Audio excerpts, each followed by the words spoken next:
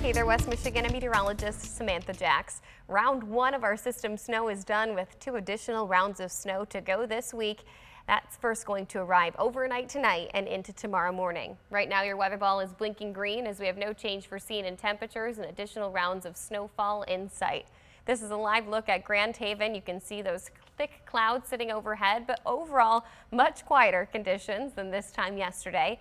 Satellite and radar still featuring one band of lake effect snow that's likely going to be pretty persistent throughout the day today, bringing us some minor accumulation with a band stretching through lakeshore portions of Muskegon County, through Ottawa County and into Allegan County. As for the rest of the region, beyond a light flurry, today is going to be relatively quiet. Temperature-wise, it's 8:30 in the morning. We're sitting at 33 degrees in Grand Rapids, 35 in Muskegon, and 36 in Holland with feels-like conditions in the 20s. We aren't going to see much fluctuation in our temperatures today because of our thick overcast skies that are anticipated to stick around, and our feels-like conditions also remain in the 20s all day long. In terms of our wind speeds, they'll be located out of the north and west now through 4 p.m. this afternoon. Then we'll see a shift in the wind direction as our next low pressure system arrives to our area, and this will be our next batch of snow that comes along with it. Low pressure system off to the north and west, clipping through our region at a pretty good cadence during the overnight hours tonight and into tomorrow morning. An hour-by-hour forecast features that little bit of light lake-enhanced snow throughout the day today. There's that system sweeping through. It is going to be relatively short-lived, and its impacts will be short-lived as well. I'm not anticipating a ton of snow with that system, 1 to 3 inches at the highest. It will likely be our little northwest quadrant, Ludington, Oceana, western portions of Newaygo County that get close to that 3-inch mark. But we have a much bigger system that moves in behind it. In fact, I think this is one of the biggest systems Michigan has seen in quite some time, as long as the track remains as it is right now. This is 5 p.m. on Friday, and you can see widespread blanket of snow working through West Michigan. One thing that I will mention is that the latest model runs, not loving what it's doing. It's bringing this rain line closer to us. If that happens, it actually will improve our snowfall totals, but it just makes for a trickier forecast when we start to work in that chance for rainfall.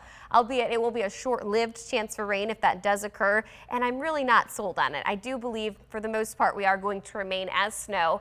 The back edge of the system wrapping in additional rounds of snowfall along with it. That exits the area, but leaving in its wake lake effect snow Saturday, Sunday, Monday, even into Tuesday of next week. That machine turns on and it struggles to shut off, along with an Arctic blast of air that moves in along with it. Let's look at the snowfall totals that we're expecting. So this is tonight and into tomorrow's system. As mentioned, that 3-inch mark is going to be closer towards the Mason County region. Everybody else underneath a 1 to 2-inch mark. Then we see the system arrive on Friday. That brings along with it a blanket of snow. 5 p.m. we're doing okay. Cleanup efforts, I'm sure, are going to be underway all throughout the day on Friday. We're sitting at around 3 to 4 inches at this time frame.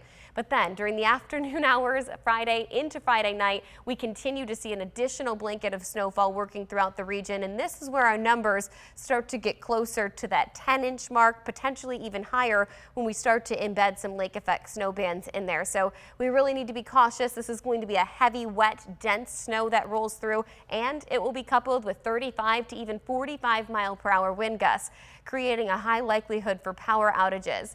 If you're shoveling this snow, you need to make sure that you're taking frequent breaks. And if you're using a snow plow, lucky you, because there's going to be a lot of it. The rest of your 13 on your side 10-day forecast.